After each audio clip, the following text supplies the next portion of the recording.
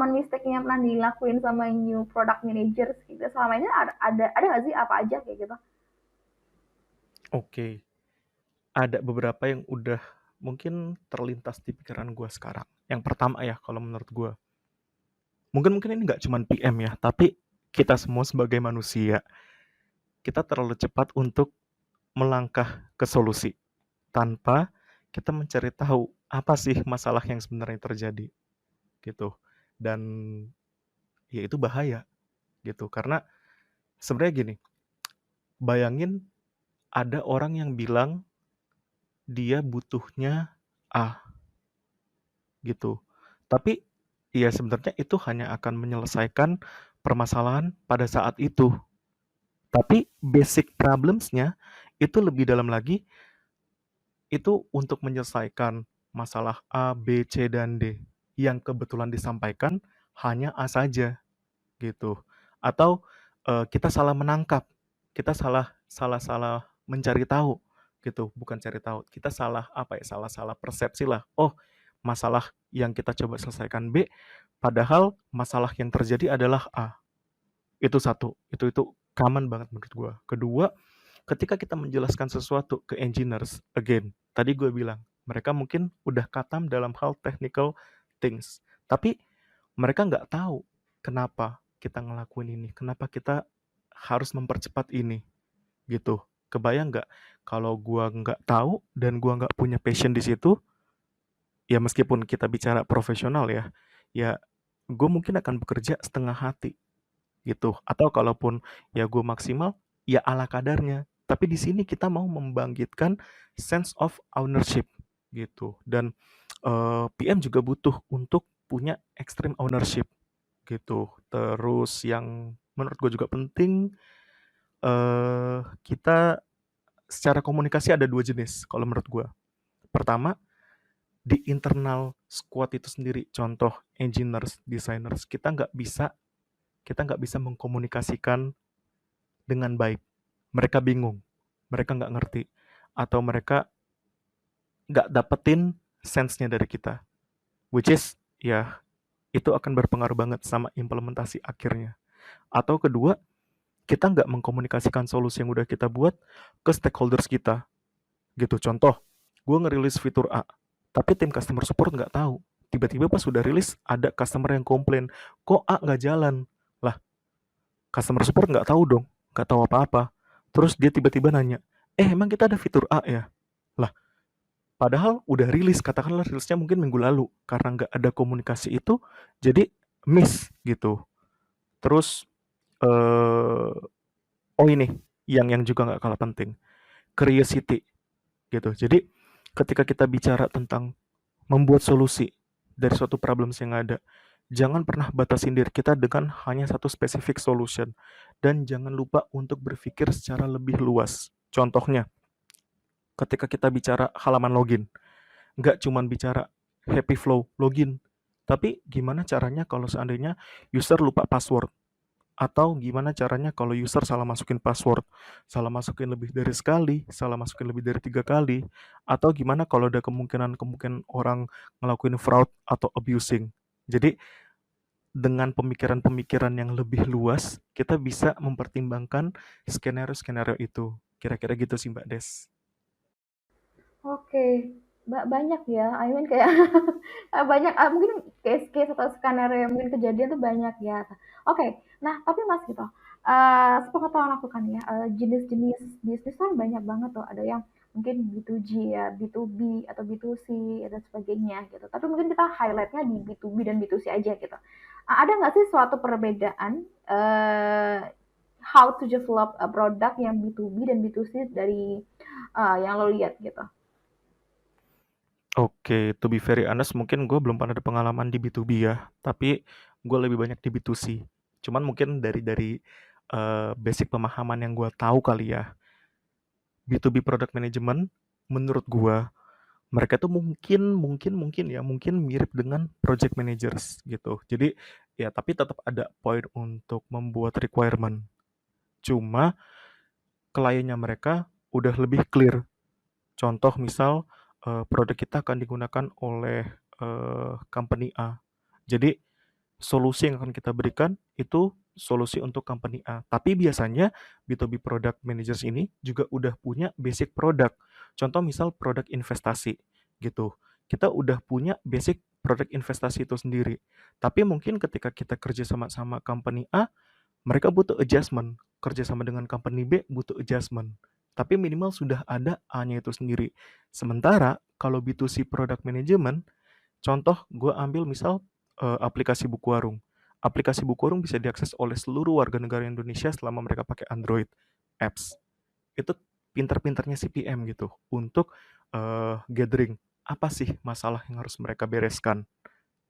Mungkin dalam sehari bisa banyak masalah yang muncul. Tapi apakah semuanya matters? Enggak, belum tentu. Pertama, bisa jadi mungkin ada masalah koneksi. Ya di situ di mana as a PM kita juga perlu mikirin being proaktif lah untuk ngecek, oke, isu itu bisa di-reproduce atau enggak. Atau other than that, ketika kita nge-solve sesuatu, ternyata itu lebih hanya untuk segmentasi customer yang sangat kecil. Tapi kita miss untuk menyelesaikan masalah yang mana itu power user kita atau orang-orang yang paling sering menggunakan aplikasi kita. Gitu sih kira-kira, Mbak. Oh, oke oke. Nah, terus nih kalau misal thank you banget ya udah dijelasin tentang bedanya si B2B dan B2C kayak gitu. Nah, tapi kalau misal masalah tadi kan udah jelasin ya dari awal sampai akhir sampai ini kayak product management tuh kayak gini-gini. Oh, enaknya mungkin kayak gini-gini, requirement-nya kayak gini gitu. Tapi ada nggak sih something yang kayak apa ya, gue bilangnya kayak sucks-nya jadi product manager tuh apa gitu. Kayak ini kayak ada momen-momen terkhusus gak ya kayak bikin kesel gitu loh jadi product manager kayak gitu. Oke, oke oke. Gue coba pikir ya, apa ya? Gue kebayang gini. Jadi ini based on my real experience ya. Gue pernah ditempatkan di satu produk yang mungkin gue nggak punya knowledge dalam di situ gitu. Jadi buat gue tuh wow, parah. Gue belum ada experience dan itu benar-benar pressurize myself gitu. Ketika lu dapat produk atau dapat fitur yang mungkin lu tidak benar-benar paham di awal. At the end sebenarnya itu akan menarik banget, benar-benar challenging gitu. Tapi kalau kita tidak mempelajarinya dengan benar, ya itu akan terlihat, impact-nya akan terlihat di produk yang kita kerjakan. Itu pertama. Kedua, kita bicara komunikasi. Oke, as a PM kita sangat dituntut untuk bisa berkomunikasi sebaik mungkin. Tapi nggak menutup kemungkinan namanya manusia masih bisa salah, ada part mungkin komunikasi kita kurang clear, atau ada orang yang mungkin salah menangkap poin yang kita jelaskan. Gue ambil contoh, misal gini, ada PM, ada engineer, ada designer. Jadi di suatu diskusi, PM itu udah menjelaskan ABC. Di desain juga udah dibuat ABC. Tapi ketika masuk ke tahap pengerjaan, yang dikerjakan A, B, dan C aksen. Ketika masuk ke tahap testing, QA akan mengacu kepada apa yang dibuat sama requirement PM dan designer. Ketika nggak sesuai, maka dari QA akan menganggap itu sebagai bugs atau masalah gitu. Dan kalau ternyata masalahnya pas ditilik-tilik lagi, oh ternyata engineer-nya nggak paham atau oh PM-nya yang kurang menjelaskan dengan baik, yaitu cukup common terjadi dan ketika itu terjadi, jujur mungkin di awal agak panik, tapi the more experience you are in the product managers, ya lu akan lebih siap lah gitu untuk menghadapi dan menyelesaikan masalah-masalah yang seperti itu. Oke oke. Nah, mungkin ini aku bakal kita mulai ngobrol ya, mungkin interesting part nih. I mean kayak kalau misal kita ngobrolin tentang interview gitu kan ya. Pasti kan ini hal-hal interview Oke, ini kan lumayan interesting ya gitu. Nah, dan lo tadi juga bilang kalau lo pernah baca buku tuh kayak How to Crack the PM Interview gitu kan ya. Dan dari hasil yap yap. buku yang lo baca sampai pengalaman lo sendiri gitu. Sebenarnya kayak menurut lo ketika kita mau interview jadi as a PM kayak gitu atau mungkin enggak PM deh mungkin associate product manager atau anything title yang ada di fieldnya di produk gitu. Sebenarnya caranya kita coba preparein tuh gimana sih? Apa sih yang harus kita preparein dan kayak apa sih yang mungkin dilihat dari suatu company nih tentang si kandidat ini kayak gitu. Oke. Fun fact-nya, jadi sekitar 2-3 tahun yang lalu, gue waktu itu cuman mau daftar jadi APM dulu, Associate atau Junior PM. Mindset gue pada saat itu adalah, yang penting gue paham semua technical things. Gue belajar dari, jadi waktu itu gini, gue mau ada interview di satu tempat, waktu yang gue punya untuk prepare itu cuma 1 minggu. Di situ 1 minggu gue mempelajari buku si How to Crack PM Interview. Gue tanya-tanya ke engineer, ke project manager, ke QA. Gue tanya ya implicitly. Gue lebih ke belajar lah pada saat itu. Udah hari H, gue udah ngerasa pede. Ternyata pas interview ada pertanyaan, contohnya misal gini, prioritas atau kenapa kita ngelakuin ini gitu. Dan gue nggak bisa menjawab dengan excellent. Dari situ gue belajar. As a PM atau as a calon PM, ketika menghadapi interview, kita nggak hanya perlu untuk bisa paham the technical things yang dibutuhkan, tapi kita juga perlu untuk punya pemikiran as a data driven, I mean like data driven person, terus punya problem solution mindset, dan itu akan terreflect gitu di interview-interview yang akan kita hadapin. Gua ambil contoh, jadi di another attempt of the interview, di situ gue dituntut untuk bisa nge-breakdown satu kondisi menjadi beberapa pieces yang lebih kecil lagi gitu, problem-problem yang lebih kecil. Contohnya mungkin kalian common, siapa yang biasa nanya kayak gini. Coba estimasi revenue dari Starbucks di Indonesia gitu. Ya, mungkin gue bukan yang expert banget lah ya untuk ngejelasinnya. Tapi gue bisa suggest kalian untuk cari tahu gimana cara menjawab pertanyaan itu dengan baik dari internet. Tapi beberapa hal yang mungkin gue bisa sampaikan, ada banyak yang harus kita consider dalam menjawab pertanyaan-pertanyaan tricky seperti itu. Contoh, kita cari tahu atau kita jelaskan seberapa banyak sih warga negara di Indonesia. Lalu mungkin yang paling common sense menurut gue ya, kita coba breakdown dalam range usia. Mungkin nggak semua usia itu akan cocok sama Starbucks gitu. Bisa jadi mungkin yang udah opa-opa mereka nggak akan minum Starbucks atau nggak akan mau makan rotinya Starbucks. Lalu uh, kita juga bicara misal purchasing behavior. Mau mereka ada di usia-usia produktif yang mungkin bisa beli Starbucks, tapi kalau mereka tidak berasal dari economically yang well enough, mungkin mereka hanya akan beli 1 kali seminggu, 1 kali sebulan. Tapi mereka yang berasal dari background ekonomi yang lebih tajir atau emang secara pekerjaan lebih settle, ya mungkin daya beli mereka bisa lebih banyak dalam seminggu, dalam sebulan.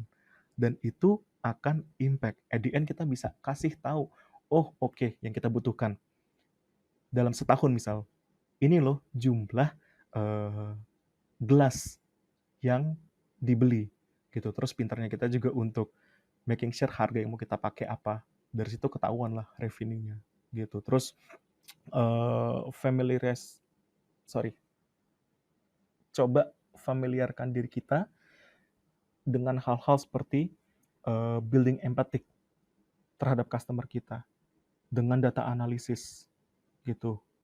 Last thing dari gua, again, jangan hanya menjawab suatu masalah gitu, langsung ke solusi, tapi deep dive ke uh, the real problems itu sendiri. Get to know the current problem, the current growth rate, the specific issue.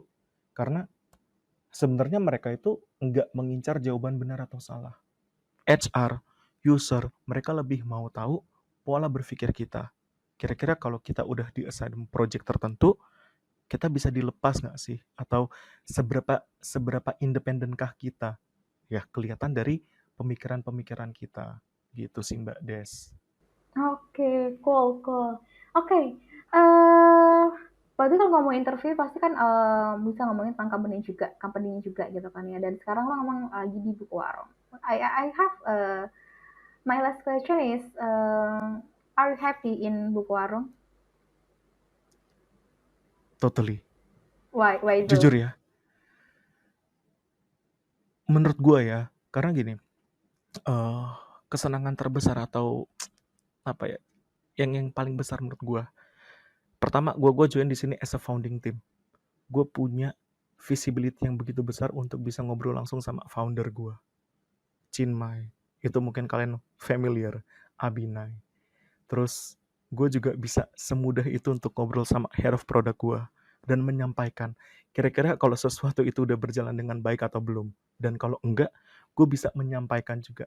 Mendingan begini, intinya memberikan usul. Dan yang gak kalah penting, gue punya kepercayaan sama tim gue. Dan di mana itu ngaruh banget. Jadi mindset gue kayak gini, sesusah apapun produk atau fitur yang mau kita kerjain, nggak akan eh gue nggak akan takut karena gue punya tim yang bisa saling support satu sama lain. Kalau butuh desain yang kompleks, ya gue percaya gue punya desainer yang kece. Kalau gue tahu produk itu mungkin fiturnya nggak akan mudah, gue tahu gue punya engineers yang kece. Gue punya tester yang kece. Jadi gue lebih pede kayak gitu. Gue senang gitu karena kerja sama kita simbiosis mutualisme dan at the end produk yang akan kita rilis juga semaksimal mungkin gitu. Jadi ya ada lah, nggak munafik, pressure pasti ada, tapi pressure itu bisa di reduce dengan tim yang kita punya gitu. Dan kalau one day lu ada kendala, masalah, misal masalah apa ya, burnout atau something, ya HR kita sangat-sangat welcome.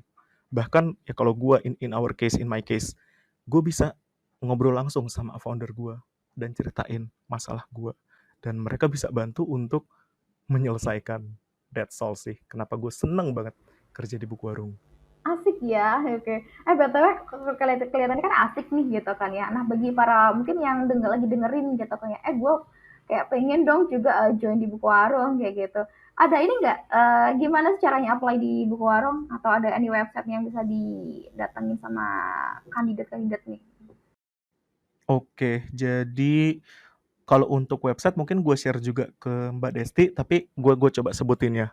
HTTPS titik dua slash slash jobs dot lever .co/bukuwarung. Nanti di situ teman-teman akan bisa ngeliat apa-apa aja sih lowongan yang lagi dibuka sama Bukuwarung.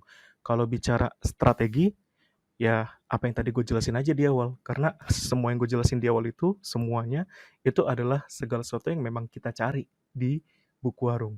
Orang-orang yang punya ownership yang tinggi, orang-orang yang tahu dia harus melakukan apa, orang-orang yang detail oriented, orang-orang yang being resourceful, orang-orang yang sadar di mana dia dibutuhkan dan seperti apa sih dia bisa berkontribusi.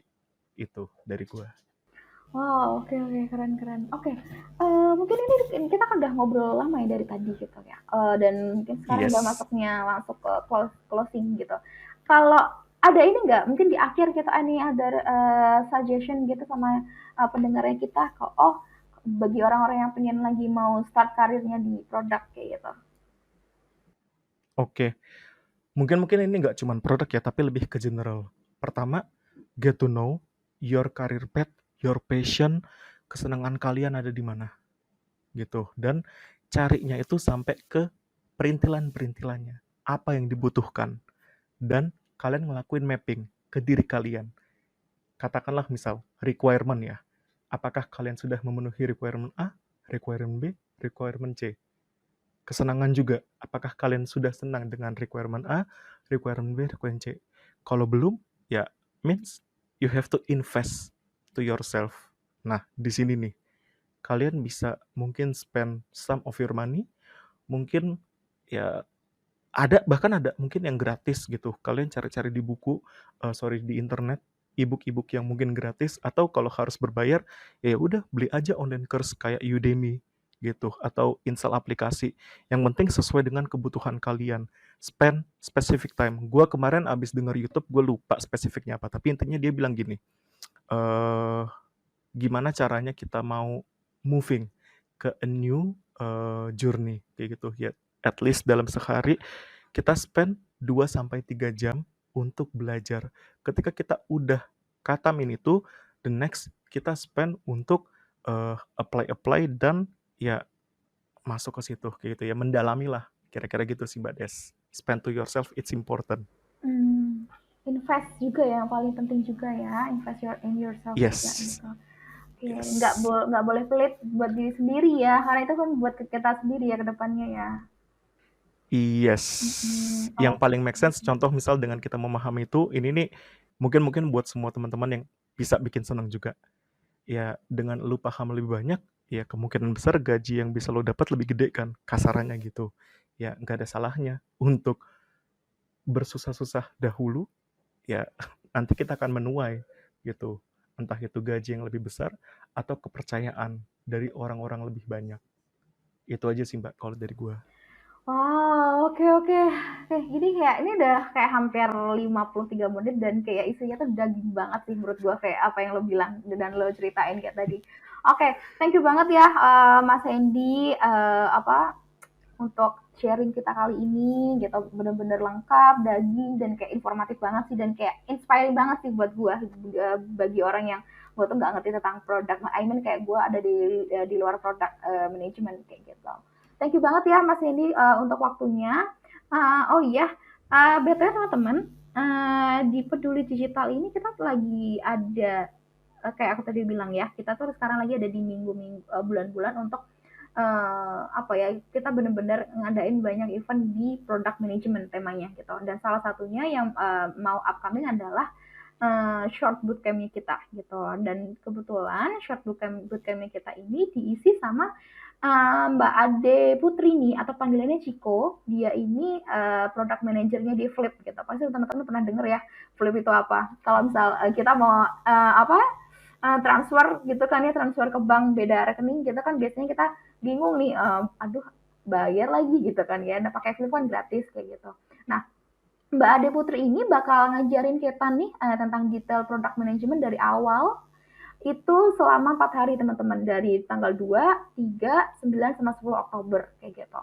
Dan karena 4 hari ini pasti benefit yang teman-teman dapetin kan bakal banyak banget kan ya. I mean kayak dari segi materi itu sendiri, habis itu nanti ada certificate, habis itu ada career consulting, ada nanti ada recording videonya juga dan grup interaktif yang nanti antara mentor sama studennya kayak gitu. Dan itu harganya murah banget sih teman-teman. Ini kayak cuma 150.000 dan itu buat 4 hari. Dan itu kayak worth it banget sih menurut gue dengan harga segitu kayak gitu. Jadi teman-teman yang mau belajar produk manajemen lagi, boleh yuk kita ikutin teman-teman ikut di short bootcamp kali ini gitu. Pendaftarannya terakhir tanggal 1 Oktober. Kalau misal mau cek detailnya lebih banyak lagi, datang aja ke sosial media kita ya di Instagramnya Peduli Digital juga dan link ini dan sebagainya kayak gitu. Oke, paling itu aja teman-teman dari kita ya. Thank you banget udah didengerin. Semoga ini bermanfaat buat teman-teman dan tambah dapetin insight yang lebih lagi ya sama product management kayak gitu. Oke, thank you Mas Hendy ya so far ya. Oke, thank you juga Mbak Desti dan tim Peduli Digital buat Oke, kesempatannya. sip sip sip.